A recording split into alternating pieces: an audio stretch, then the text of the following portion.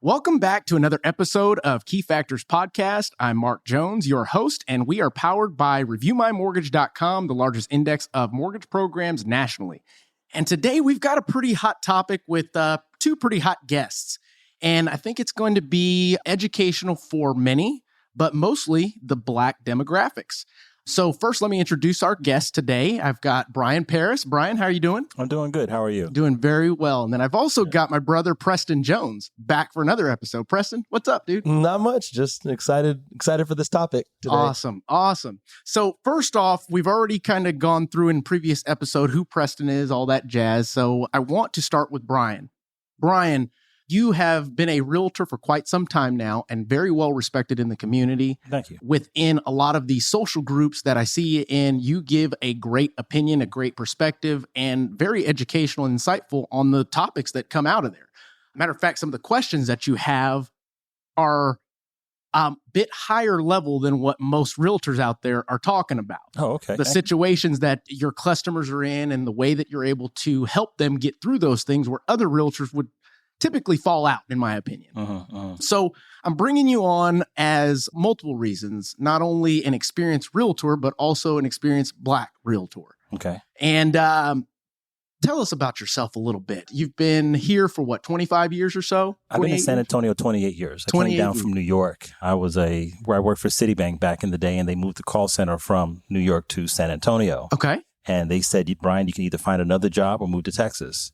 Now, back in the 90s, moving to Texas, yeah, right. But the quality of life here and the fact that I had a good position, I kept my New York salary, made it worthwhile to stay. Okay, that makes sense. Yeah, so back in New York, what was life like in New York? I mean, you weren't in real estate just then. No. Did you grow up in New York? Yes. Okay. Yes. Okay. What was that like growing up in New York, the jungle, as they call it? You know, I say New York, you can do whatever you want, good or bad. Everybody's got something they have to do. So the general idea of New York is they're rude, they're always, but we've got someplace to go. That's true. We've got something to do. And that's funny that you say New York rude. The first time, and I used to go to New York quite often, at least once a month. And the first time I got in a cab, I'm talking to him, having a good time with him. And he said, "You're from Texas, aren't you?" And I went, "How did you know that?" He said, "You're too nice. You're too nice." And I went, "Oh my gosh, that's how you are able to determine that we're from Texas? That's impressive." But at the same time, who do you deal with? When the first calls came in from San Antonio, the general mindset from the consumers were they're very nice. They don't know anything, but they're very nice. Right. Yep. That's crazy. So I know that you've got a pretty strong family. You got your wife and 5 children. Is that correct? Between she and I, we have 5 daughters. 5, all daughters. All daughters. Wow. That's like my grandfather. He had 4 daughters. Yep. And they're all crazy, including my mom. Yep. So that being said, what led you to jump into real estate once you got here? Real estate was, when I was one of those clients that would go to all the open houses, that would just go look at houses and just fall in love with the architecture and what do I like about it. And I love helping people. So it was a natural marriage of the two. Okay. Like helping people and like looking at houses and, man, that's realtor. That sounds good. Match made in Absolutely. heaven. There you go. Very good. So how long have you been doing or practicing real estate? 13 years. 13 years. And you have a team, and I know it's a very successful team. Yes. What keeps you going in this business, this crazy world that we live in and work in, and in my opinion, I love as well, but what keeps you going in it? So for me, I love helping people. Okay. And I believe I can sell whatever I wanted. But to know that I have a hand in one of the biggest transactions of somebody's life, that I'm helping change the course of a family, that makes me feel really good. When I have that person who was renting before, now they're owning their first home. When I've got somebody who's leaving the family home to downsize, those are to me landmark transactions that, to be a part of is really, really, really good. Rewarding. Absolutely. No, and I agree. Now, let me ask, do you work with a lot of first-time home buyers, or is it mixed in your demographic? And if so, what is your goal in getting new customers, if that makes sense? So most of my business now is repeat clients. Very good. So clients that I've helped several years ago, they're either upsizing or downsizing, or they're referring family members. So most of mine is 99% referral business, which is kind of where you want to be in real estate. Recession proof, in my opinion. Mm-hmm. Yeah, because at the end of the day, I think the new wealth has to do with real estate. Yes. And I think folks are figuring it out more and more, the more we do things like this to educate and help them understand that the generational wealth gap can be filled with real estate, and it takes time. Yes, right? yes. So that being said, let's talk about today's market for just a bit before we get into our hot topic. Okay. What's going on in real estate? Man, it is a seller's market. So I get the question all the time or hear the comment that it's going to be a bubble that bursts. Oh my God, the bubble's going to burst. This is not a bubble from my perspective. There is a true supply and demand issue. San Antonio's got a great economy, so it draws a lot of people to San Antonio. You've got the military bases. You've got Austin, which is 2 hours away. You've got so many different factors drawing people to San Antonio, which automatically creates demand. Absolutely. So what happens with supply? COVID says, well, interest rates are 2.9%. The person that was going to sell their home because they're at 4.9, they said, hey, I'll just refinance and keep my house. That takes inventory out of the conversation. Those people that realize now they're working from home, they need that full, true study so they can work from home. And they're living in a 3-bedroom, 2-bath house that doesn't work. So now that increases demand. So when you have not enough supply, but an overabundance of demand, you have what we are right now. Absolutely. Yeah. And prices. And I do a lot of research lately with doing these podcast episodes and the updates that I do on the YouTube channel. And I'm finding that our values in Texas are unlike any other state, in my opinion. Maybe we'll say Florida, very close or similar, I should say. But I have to agree with you. I don't believe that there's going to be a bubble. I don't think that we're going to see 19%, 20% increase year over year like we have, because that there was, unless we have another pandemic or something that is going to shut us down the way that it did, I don't see us having that type of year over year value. No, what I tell my clients is the rate of appreciation will slow down. You know, you're going to hit a point where you buy your house this year and 4 or 5 years later, you may see that growth that we're seeing in 1 or 2 years, but I don't think it's going to be the same level of growth. I agree. So real estate is a long-term plan. 5, 6, 7. Well, 5, 6, 7 used to be. 8, 9, 10 is probably where you would expect it to be. And I think you're right on the money. I mean, here in Texas, and I can only speak for Texas, we've had an average of anywhere from 4 to 6% year over year growth consistently. Yes. And even through the previous debacle, the crash of 2008, we didn't lose value here. It was almost, we were the outlier in that. Right. So when it comes to today's market, I'm hearing the same chatter about there's going to be a crash, there's going to be a bubble. And you go, how do you make that make sense? Yeah. The one thing that I noticed also back in 2008, we had so in order for this to be a bubble, there has to be a major influx of inventory. Right. That can come from foreclosures. But back in 2008, the only option you had if you didn't keep up with your mortgage was foreclosure. That's right. In today's market, you have deed in lieu, you have, we'll put the past due balance to the end. Forbearance, There are so many other programs that are out there to keep sellers in their home. And the other thing that's different too is that right now, those sellers that are struggling, they have equity. Yes, they do. So it'll hit the market like everything else, but we're not going to see that major influx of foreclosures that's going to cause a total shift in the market. And it's not, I don't see it. I believe you're right on the money. And I think looking back 2 years ago, when the delinquency rate went up to about 6-7%, everybody's freaking out. And then you fast forward 2 years and now we're back down to 2-3% default rate. That tells me that the folks that are homeowners and the folks that us as lenders pre-qualified did a damn good job of doing what they needed to do to keep their home in place. And I think historically, Texas does a great job of that regardless. If you look at the entire nation and foreclosure rates and things of that nature, Texans pay their home. No matter what, they're going to pay their home. But it gives me faith in humanity that they're not just letting things go. That's one of the other factors about the inventory. So when we talk about foreclosures, I know that lenders and loan officers and everybody in the lending side of things are being held to the fire. Why does loan go under foreclosure? Yeah, correct. So whereas back 2008, you had a pulse, you had a couple of bucks, you can get a mortgage. Those days are long gone. So the homeowners that have homes now, because they qualified, and you guys did a good job of making sure that they qualify, because we don't want to see a repeat of 2008. No. And you know what? I don't think that the U.S. government wants to see a repeat of that either.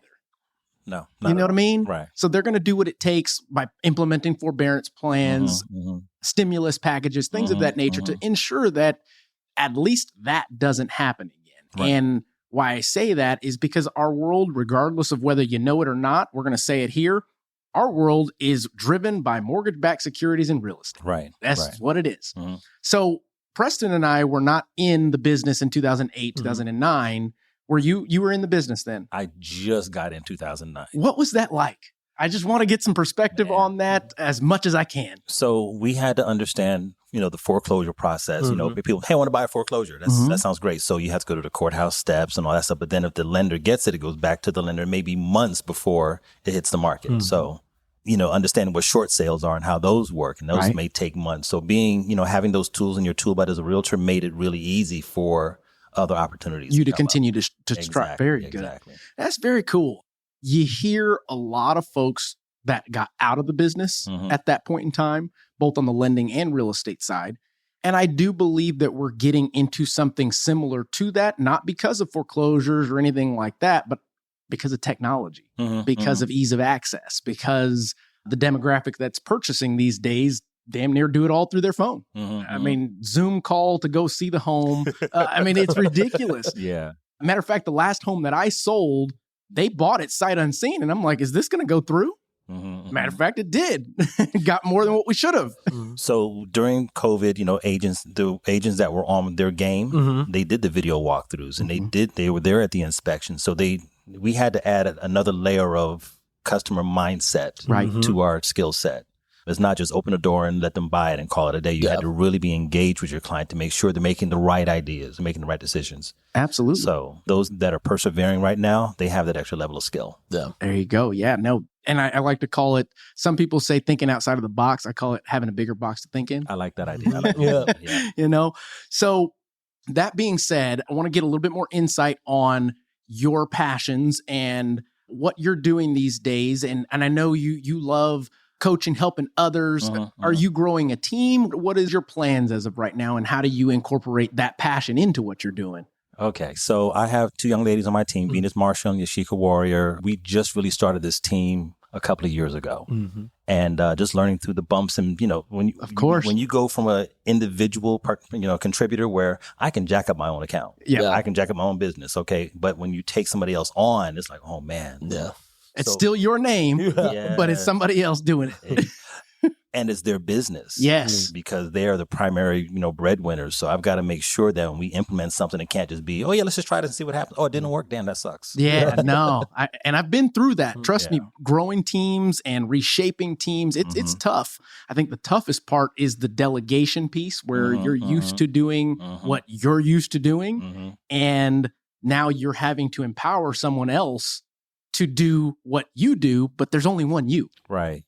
So taking their DNA and incorporating that into the process. I've both of these ladies have helped me understand a lot more about something than just what's in my head. I like that. So I really appreciate what they bring to the table because, I have a certain color and they put another color in, I put another in. Between the three of us, we have a really nice color, which I really appreciate. I like that. Yeah, that is awesome. That's awesome. So you mentioned color and you mentioned different perspective.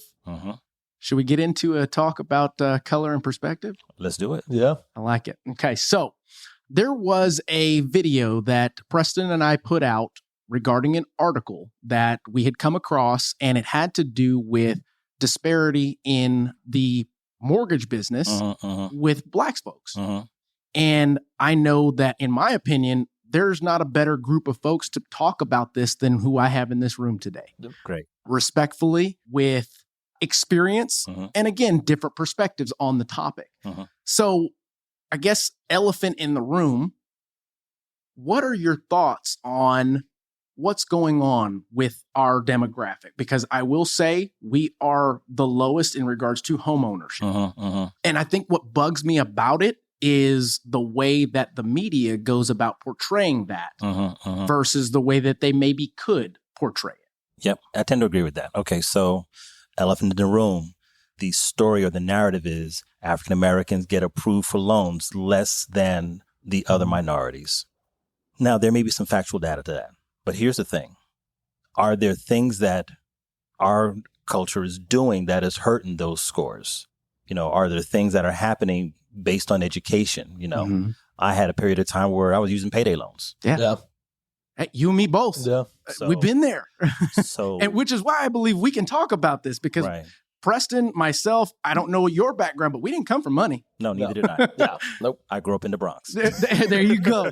And furthermore, and before you keep going, is it silly of me to not really like the connotation of African American versus Black American? And the reason why I say that is I've been to Africa. Mm-hmm. I've seen the motherland. I've participated in rebuilding a school for them. It was a very cool, enlightening experience. And I'm talking, the gentleman beside me was wearing church shoes, and I turned to him and I said, "Why are you wearing such nice shoes?" He said, "These are the only shoes I got." Right. Meanwhile, he's got a cell phone with Facebook on it. Mm-hmm. So I'm not from Africa. Are you from Africa? No, not me personally. Do you know what I'm saying? I understand. So I guess with me and coming from New York, Sure. Mm-hmm. I will use the term African American. Okay. It flows smoother. Sure. I guess, I don't know why. And I think I do sometimes and sometimes not. I don't know why that is. So, I mean, to me, It's super side note. Sorry. Personal choice. Okay. You call me Black. Okay, that's fine. You call me African American. I'm not going to get offended. It doesn't bother me. Gotcha. Either way.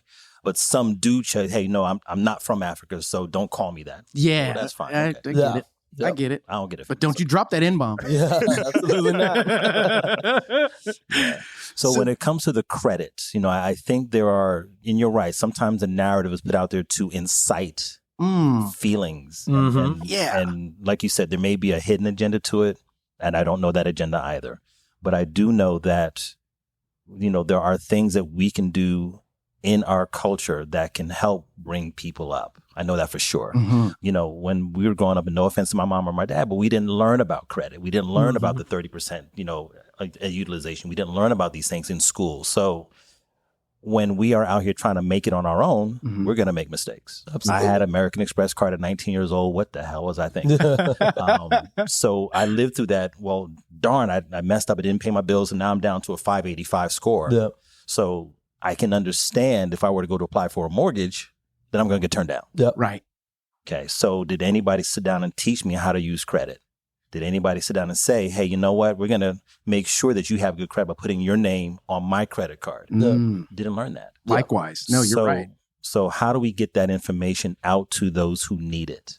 So my daughters, I'd much rather help them with their down payment on their house than to buy the dress. Absolutely. So, let's work at not even at 18. Let's work at 16, at 15 on how to manage money. Mm-hmm. Let's talk about the rule of 72 and how you can get the best bang for your buck when you're making savings deposits. Let's talk about getting you a 700 credit score when you're 18 years old. Right.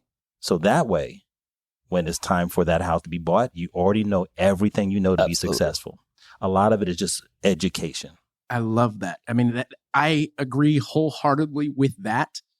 It's tough to see all of the things. And I took some time last night and a couple of days ago, and then previous to that, Preston, when you and I were doing that article, to look up statistics, data, because I don't like taking anybody's word for anything. Let me go get the data, formulate my own opinion, and figure out what's going on here. Excellent. So when I was going through that stuff, and I want to talk about some of these stats that I have here, we've got credit score averages by race. And this is based in the United States. And what I found odd is, not that I know of, there isn't anywhere that hones in per state based on race. It was just a generic over the United States. I think that's strange. Why? I don't know.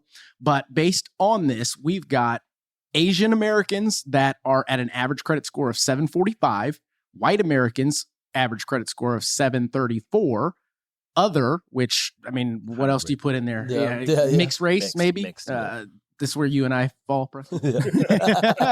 And then we've got Hispanics at 701, and then Black Americans at 677. Now, something that I wanted to add to this is the following. We're talking about credit, and we think, okay, 677, that's not bad. That's not a bad average credit score. Right. I'm excited to see that. Right. Likewise, right? But then you come down here and you say the percentage of borrowers with credit scores below 620, and look at the huge gap that we see here. Asian Americans, only 2.6% are below 620. We've got Hispanic/white individuals that are 11.2%. Non-Hispanic, so just white folks, at 5.4, your other category at 6.3, and then you've got our Black African Americans at 21.3%. And I think that confirms your point to the education and the generational discussions that are happening or not happening within our world. So I think there are other factors that go along with it. You know, when we add to the fact that when we look at households, how many African-American families are female-led? Okay. And if I have a choice of feeding my kids or paying my car note, I'm going to feed my kids. Yep. Absolutely. So some of it is I don't have a choice because I'm not making it. You know, we talk about the wage gap with women versus men. We talk about, like I said before, just the variance of, you know, single moms leading the household and not being able to teach them because you're just trying to make it through the month. Yeah, absolutely. I think those things play into that 21.3%. And I have to agree. Yeah. So, I mean, they don't break it down like that, but looking at it, yes, it's either a large group of that going on, because I only know what I know, and I do know plenty of single African-American ladies that are doing their thing, that are working their butts off to make it happen. Not just get by, but thrive if they can. But then at the same time, I look at an article, and let me see if I can find this real quick just to talk about. Okay, right here, there's an article on creditcards.com. It says, Black American, the road to good credit score and rewarding good credit can bring may not always be as smooth. Although credit score systems is designed to be objective, studies have shown that people of color are more likely to struggle with credit than their white counterparts. And then it goes on, and it's a quote from the money coach. Her name is Lynette Clefani Cox, and she says there's an access gap, there's an information gap, and there's an advisory gap. So if we break those down, is there an access gap? It depends on what the access is. So is it access to the... Access to credit. Access to credit. It's a generic access to credit. Okay. It's a tough one. It is a tough Many one. people aren't going to like this response. So the challenge is, okay, so I'm at that 620 score. Okay. And I apply for the American Express card. That gives me a 2.9% interest rate. Will I get approved? I don't know.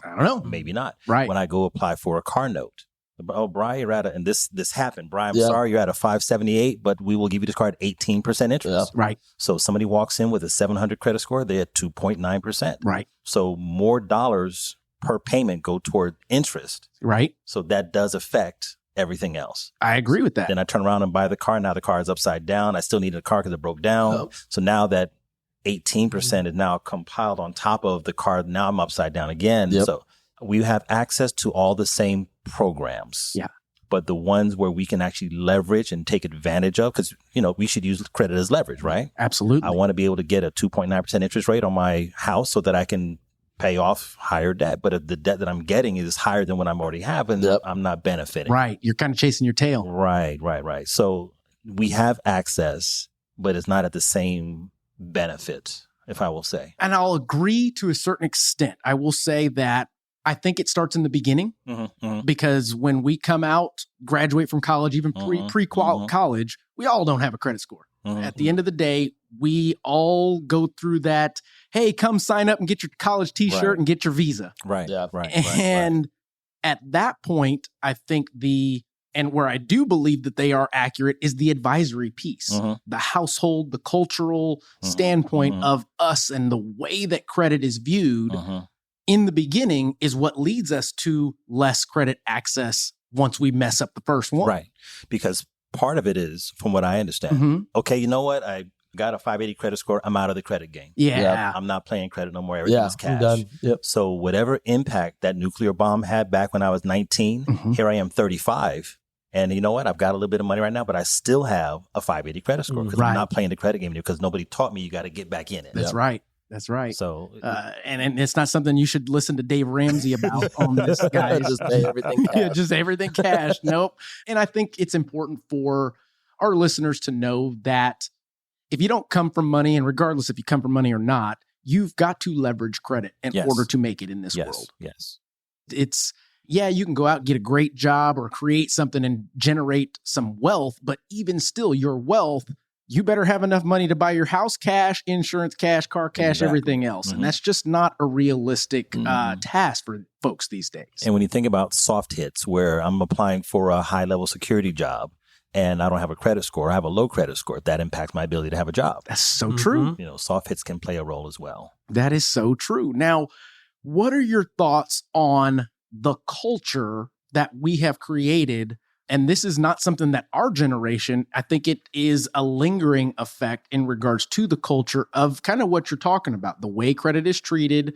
Because I remember a lot of relatives like dissing credit altogether. But now that I'm older, I know why.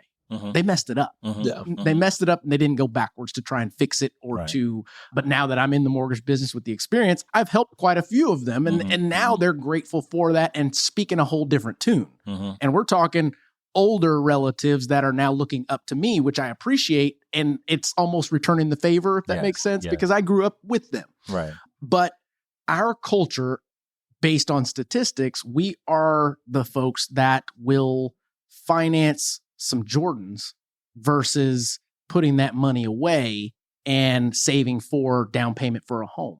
Or we will go and finance that vehicle at 18% because we couldn't get it, but then we'll go use our cash to put some dubs on it. And I'm just talking about data that I've been looking up. And I go, why is this? You know? I think, and my family did this tour. We went through houses in some affluent neighborhood. I don't know if it was the Dominion or somewhere where I couldn't afford it. But we noticed the cars that were in the driveway. Yeah.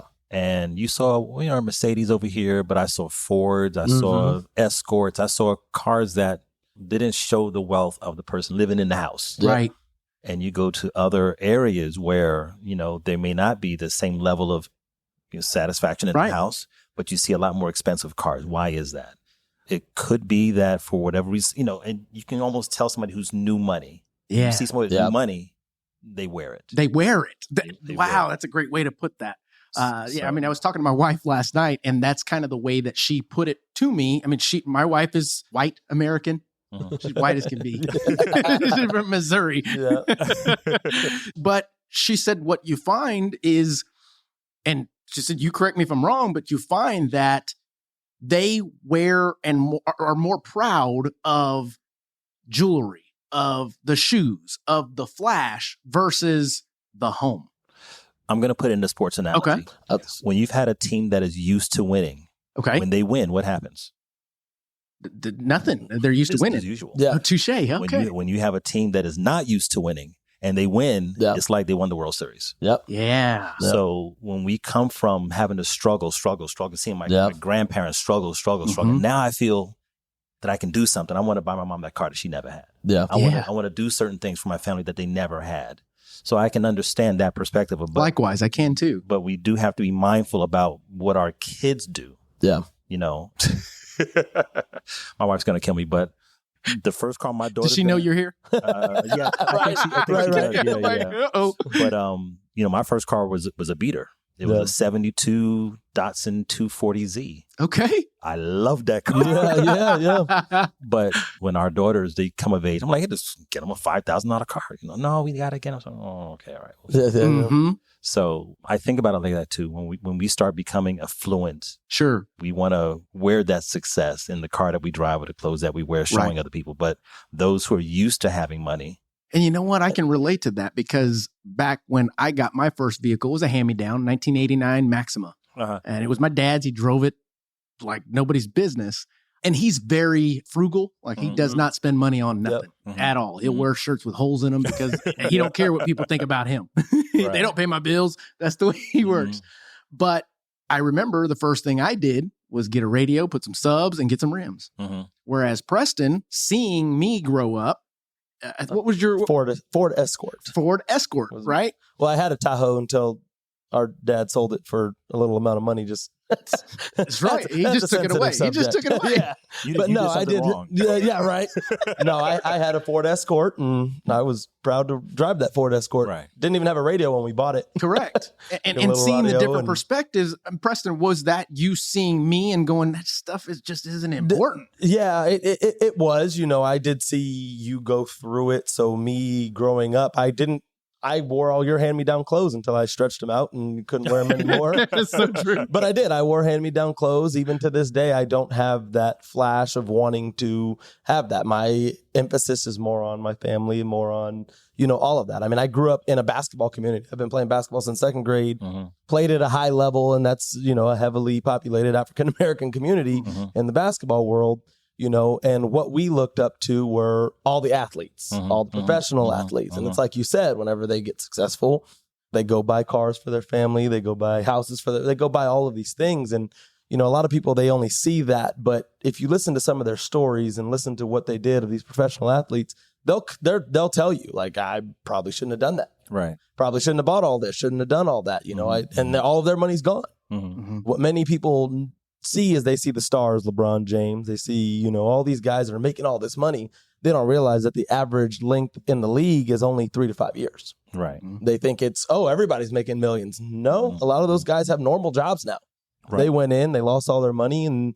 But us as kids, when we're basketball players, we want to be like them. Right. So we're wearing the same things they're doing. We're trying to wear their hair the way that they're wearing their hair, trying to get all the tattoos that they have.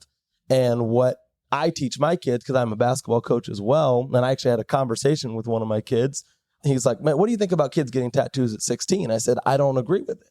It doesn't make sense to me because you don't know the repercussions yet. Right. You haven't started working in this world. You don't understand that, but you see these athletes, they're already making millions. They're successful. Right. So a lot of kids growing up, they don't realize that they're successful. You're not successful yet. You can't be them.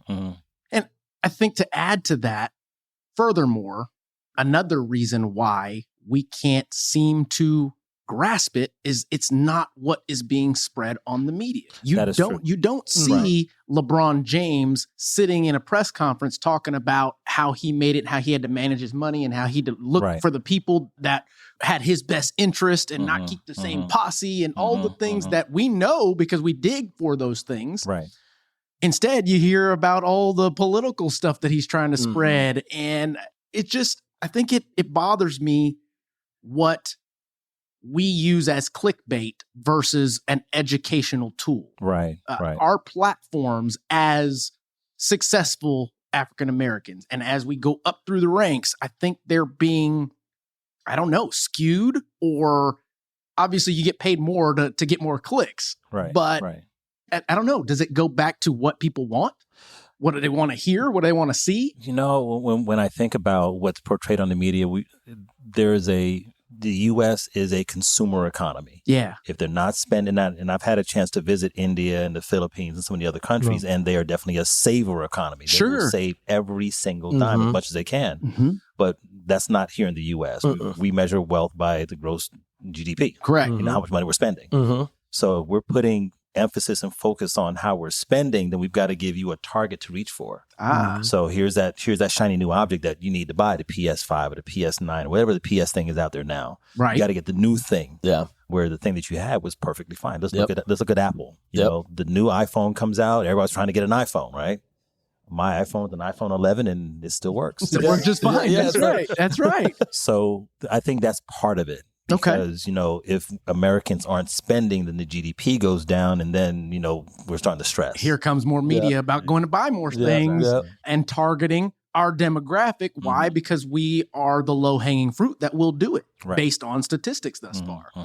How, and I don't want to get into it just yet, but on your side of the tracks, how did you make the conscious effort to go down a different road? Because, and I'm going to bold statement, I believe, just like we've got friends that went a different direction. Right. And more of them than not are still in that direction, if that makes sense.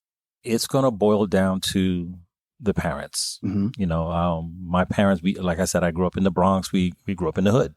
Right. And my father, he was an amazing man. He had a presence about him. There were certain things that he did that I emulated. I want to be like him. And I looked at my mother and how hard she worked. So I think that gave me the vision and the work ethic to accomplish it. Yeah.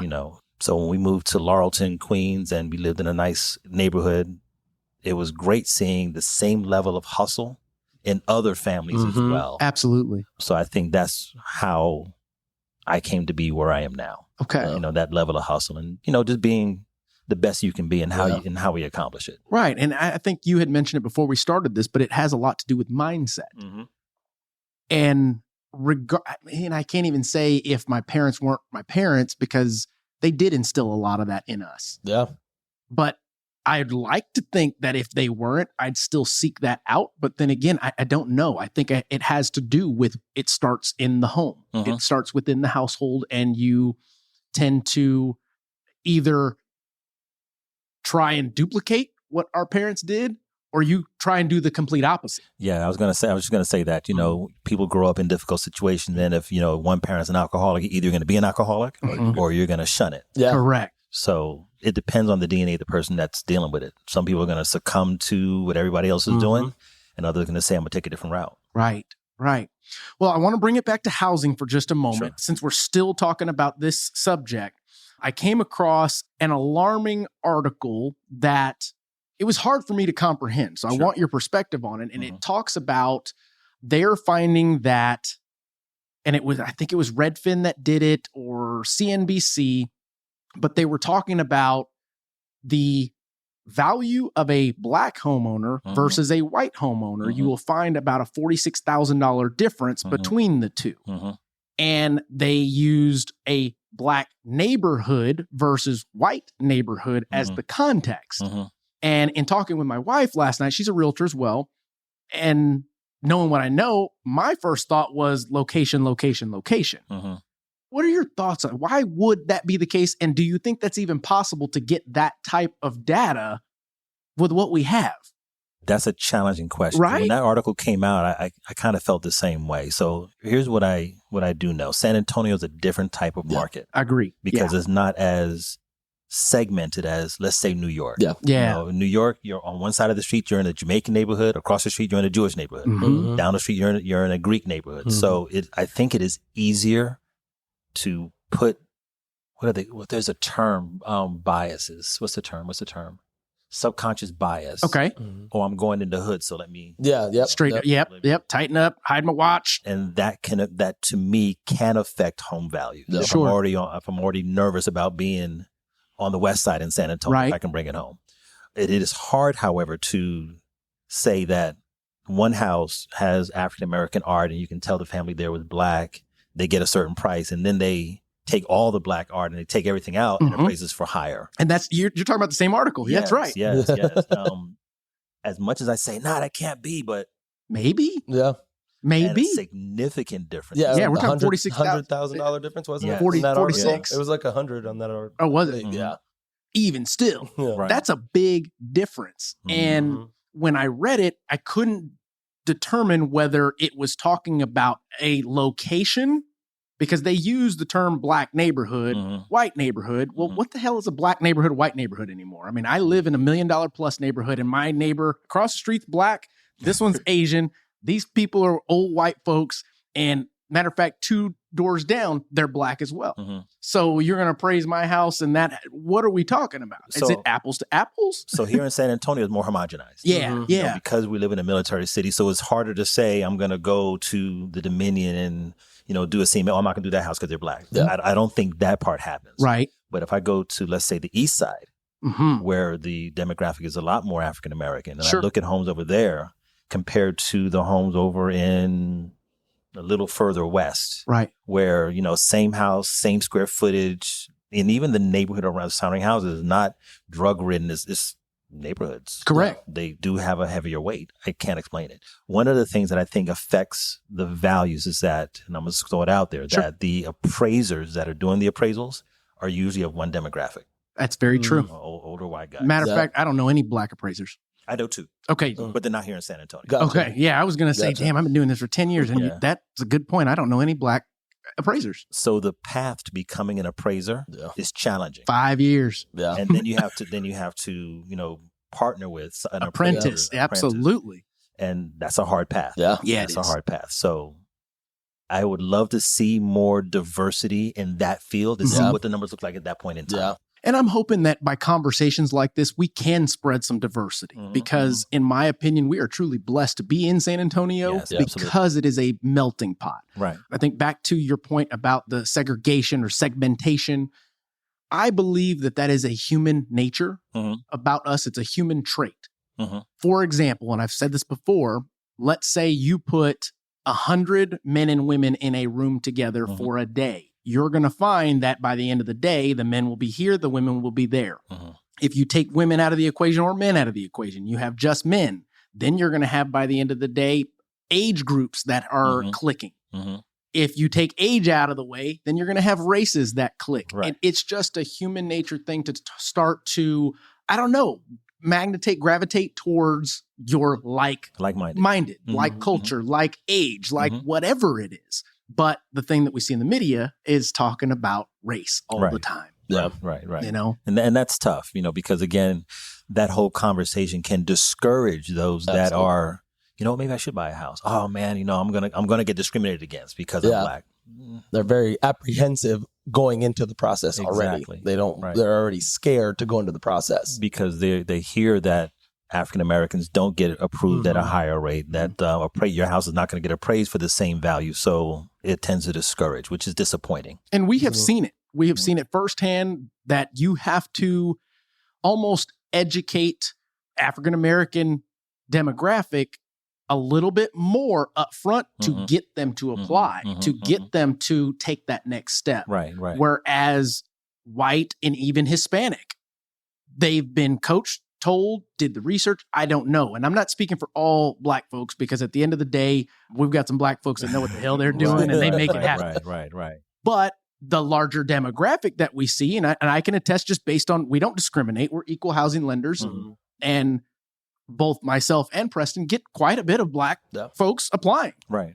And our goal is to educate. Our goal is to share our screen and show them, look, you may have not been taught this stuff about your credit, but you're applying for a loan and you're late right now on things. Right. That's not to discourage you, but it is to give you some context and perspective. My goal is to help you get all the way there. Right. Are you willing to take those steps? Are you willing to sit down with me and go over your credit plan? Are you willing to start setting money aside for this?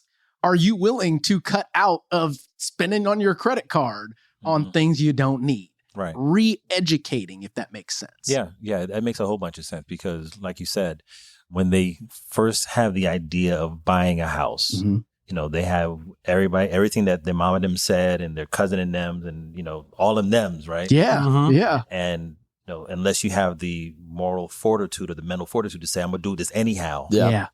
It makes it challenging. So, having that realtor or that person who is the advocate for, hey, this is the right thing for you. This is what you should do. And here's how you do it. Right. I tell my clients that, homeownership may be a 30-day process for you. Homeownership may be a 60-day process. Homeownership may be a 2-year process. Yeah. Right. But as long as you're on the path, we'll get you there. I agree. And I love that. That is a testament to why you are where you are, and who knows where you're going to go and take your team and all that good stuff. But I think keeping that mindset and us adopting some of those things and preaching the same good word, I should say, exactly, is going to elevate our demographic.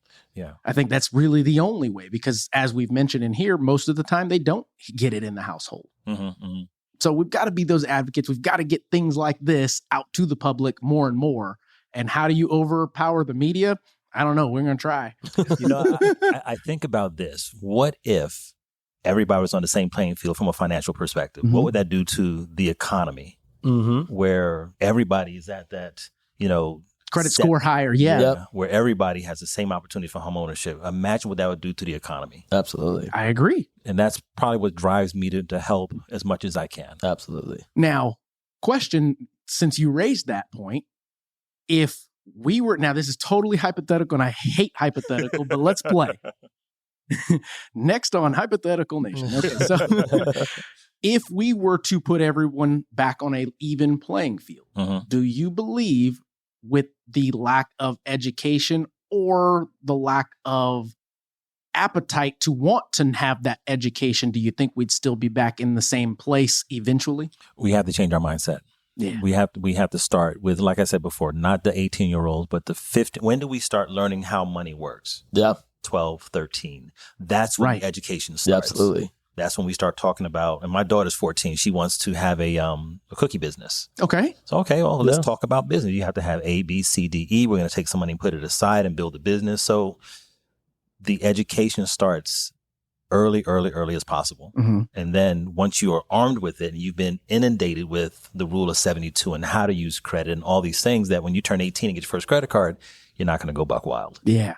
So that's where we start. And, that's where SAREB is trying to help as much as possible by providing that education. What is that? Go ahead. By all means, plug it. The San Antonio Association of Real Estate Brokers. Our mission is to help minority families get into homeownership. Nice. We have a focus on the African-American families, but we're democracy for all. That's the important thing. I've been the president for the last 4 years. There's still work to be done, but I think we've done a lot of providing some level of exposure that there are successful realtors in San Antonio. Mm-hmm.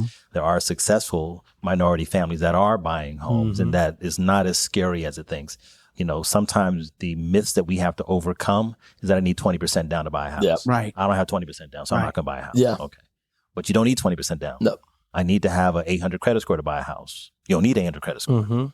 Homeownership is for those guys over there, because that's all I've seen, everybody over there buying houses. But we know that it's available to everybody that has a desire to do so. And if you have the desire to do so, you partner with a trusted real estate professional, be it a lender, be it a realtor, be it, I don't know, whoever it is. Right. Mentor, sure. You can accomplish that as well. I'm very passionate about that. I love that. Yeah, I really do. And I think that it is the best pick for this topic. And obviously, having had this discussion thus far, I was right.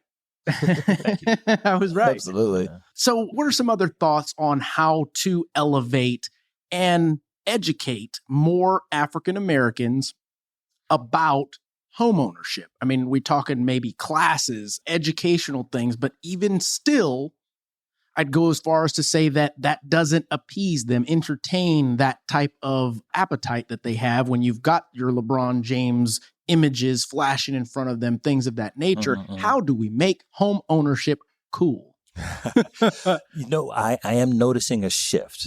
I'm noticing, especially with the millennial population, that they're... Spell that one time. I know, right?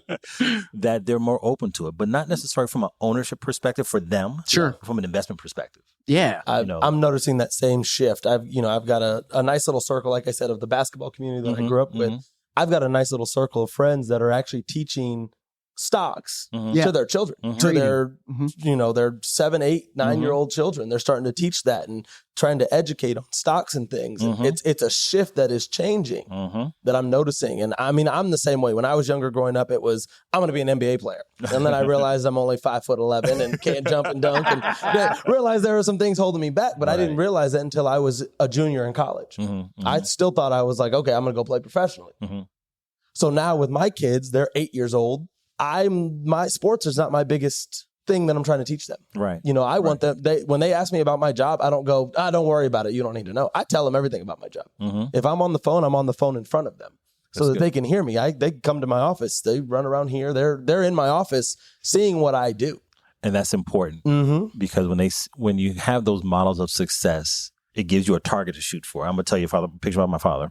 I was in 4th grade or something. I don't know what grade I was. I was in trouble, I think. I don't know. Or just maybe a parent teacher night. That was me, 0 to 18.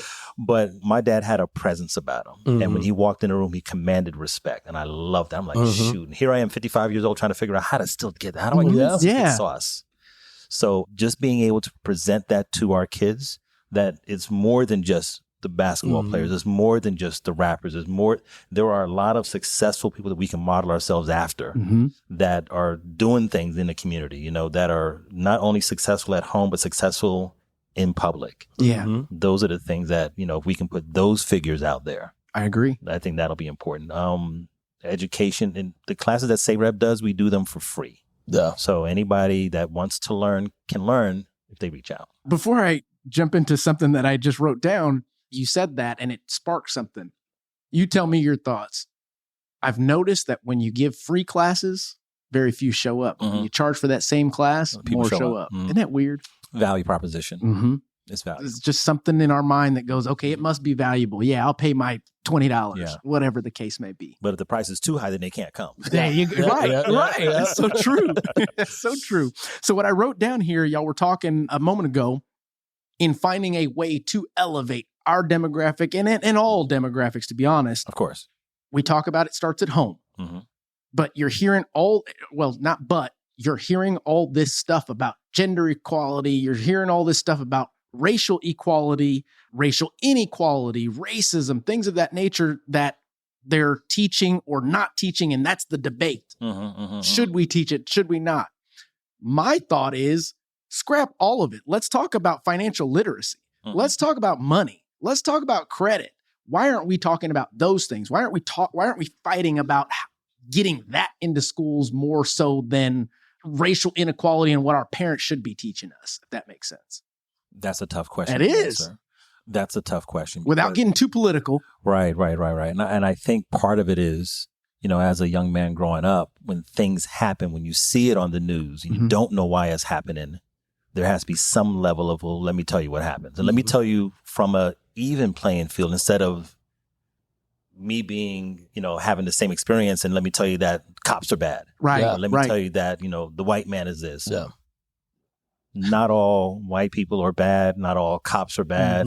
But those bad apples can permeate. So there has to be some level of conversation about that, be it in the home or in school or whatever. Right. Along with that, let's close the door to that, but let's talk about how you're going to be successful when you turn 18, 19, 20. Right. Let me teach you on how to use your money or use your credit as intentionally as possible to get the things you want to accomplish. Yeah.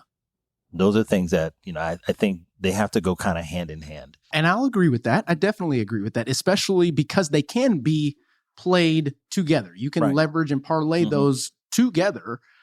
The reason why this is because of this, if that makes sense. And now so what are you going to do about it? Exactly. Are you going to be the victim or the victor? Exactly.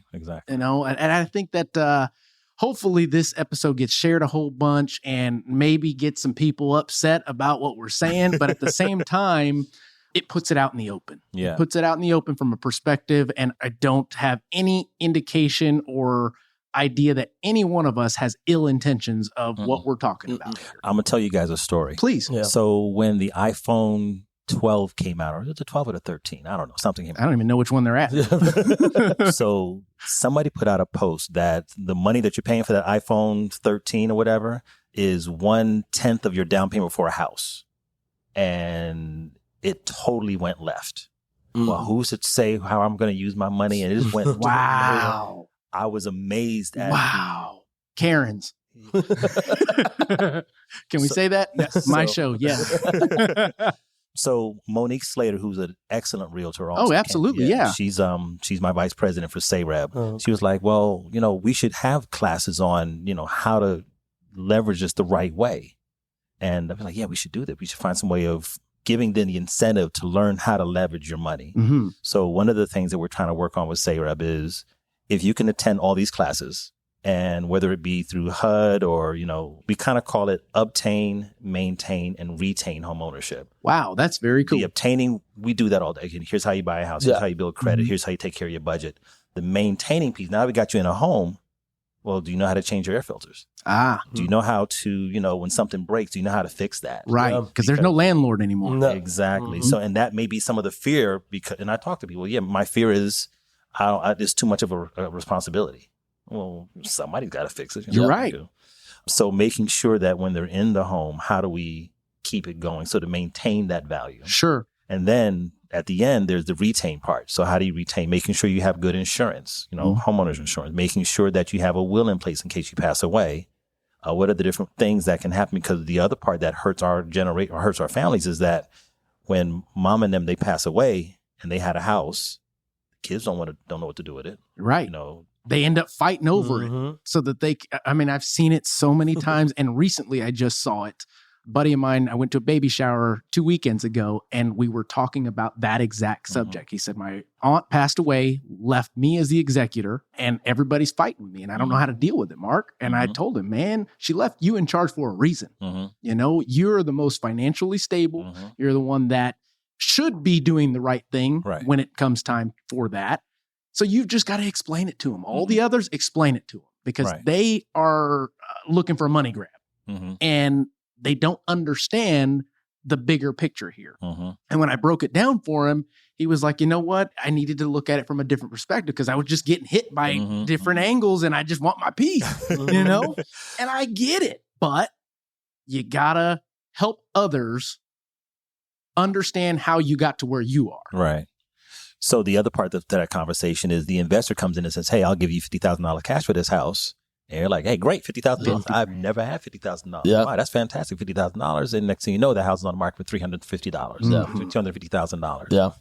When if we collected the family together and fix it up, that $350,000 would be in the family. Yeah. So obtain, maintain, and retain home ownership. And that's what they talk about when they say generational wealth. Exactly. We're not talking about an inventor gets millions and leaves it to his family. We're talking about the average Joe Schmo 80 years ago that bought a home and then that home got passed down and got sold and they moved that to another home and it continued to grow this financial wealth that, no, you can't go and buy new cars with the wealth, but it's always going to be there. And it also imprints something in the next generation that this is the way it's supposed to be done.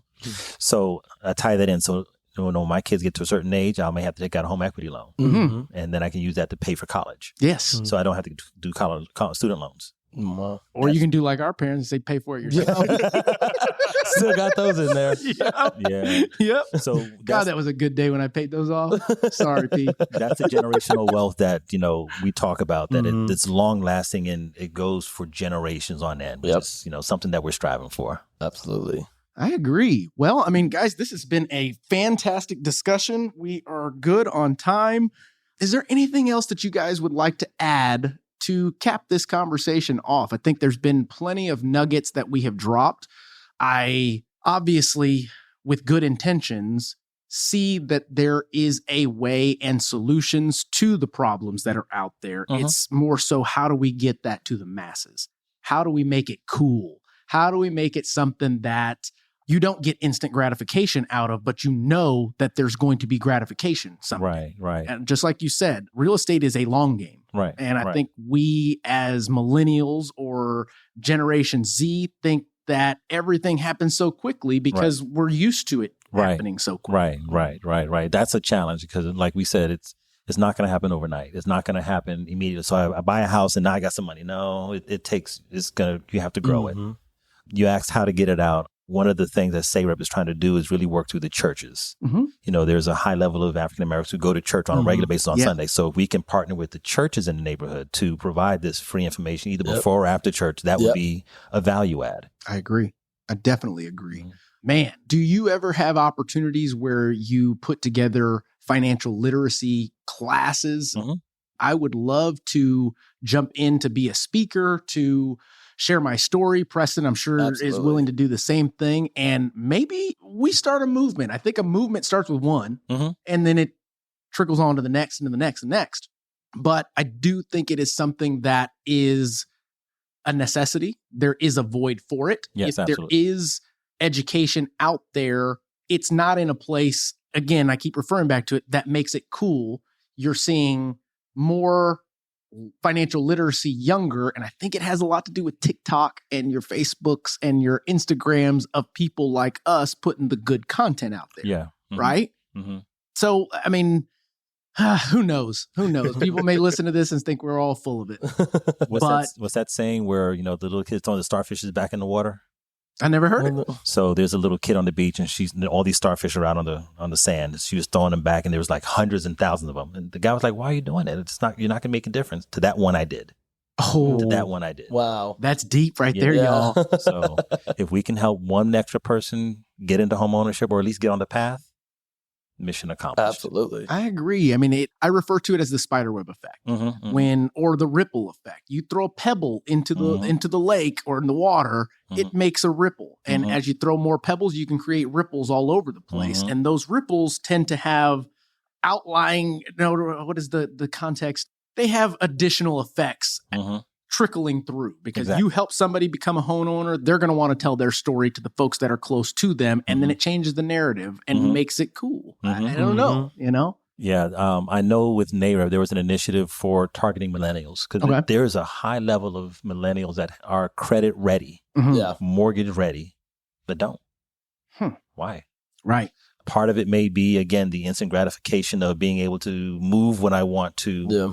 But now that the investing is becoming cool, that may be a path we can attack as well or approach as well. I agree. I mean, there was one thing that I forgot to mention in here, and it had to do with African Americans going to look for a home without an approval letter, and white realtor, black realtor, doesn't matter, won't take them to see it, but they will with a white person without a pre-approval. I call BS on the whole thing, because I'm going to ask you, when was the last time you took somebody to see somebody on a home without an approval letter? That wasn't a relative. Or a repeat customer. It doesn't happen. It doesn't happen. Right. And I don't think that happened. Now, similar to anything else, you can find 1 or 2 or 3 scenarios and hone in on it and create the narrative for all. But I don't think that that's the mass. You can find it all over the place. So did you guys see that Newsweek article that came out? Which one? I read a lot. So Newsweek did a study in Long Island. Okay. Where they had people of different races, same pre-qualification levels, well qualified. There was a higher percentage of those that were not African American or Hispanic that were able to go see homes with fewer barriers to the process. Okay. Where those who were minorities had higher barriers. Well, we need to see a pre-approval letter and, so those to me talk about that subconscious bias. Yeah. This person walks in and he doesn't look like he's ready to buy a house. So I'm going to put the wall up. Shame on them. It's the person. And unfortunately, in Long Island, there was a lot more people who had that mindset. I think here in San Antonio, it's not as much. I would say I could see that mindset sometimes because I used to work in the restaurant industry, and that was kind of when an African American walked in, the restaurant industry, that's the perspective. They don't tip, and that's not a true perspective at all. But that's kind of the perspective that people get. So I could see how that may correlate with that in real estate. Shouldn't take anybody out without a pre-approval anyways. Right. But I could see that. Yeah. I've got one last topic, and it can be a short one or we can draw it out. But I think it needs to be said, or at least I want to get perspective. Sure. And this is something that you came across recently, Preston. Yeah. So I'm going to ask, no wrong answers to this, but let's say you overhear someone tell someone else, I only want to do business with black people. What are your thoughts? You overheard that. What is your opinion? What is your next move? Because I'll tell you mine after you go. Oh, you should go first. Regardless of what you say, I'm going to say exactly what I was going to say. So the thought process is keeping business in the family. Okay. And that person in the family will understand my challenges and struggles and may be able to relate more effectively than somebody who's not in the family. So I can definitely see that perspective, and I did not think about that. That's where it is. So if I go to Preston and I know that you're, half black, I know that I can say, hey man, what's up? And, I had this problem. And not to say that my other races can't do that, but it's more likely that we have a commonality. And when you think about when you're doing business with people, the first thing is you got to like them. Correct. Yeah. So if I have a good vibe from you, I'm going to gravitate towards you. That's my perspective on it. Just making sure. And like I said, there's no wrong answers. Yeah. It's just perspective. But I get what you're saying. I mean, if I go to anybody and say, hey, give me a dap, I bet we know what we're talking about, right? Now, taking that same perspective, same instance, but you overhear, I only want to do business with white people. That's racist, right? So why is it not the other way? And my answer or my response that I was going to say regardless was I would actually stop them and say, hey guys, you're doing what was done before. I'm not saying that that's wrong for you to only associate or do business with black people. I have no problem with that.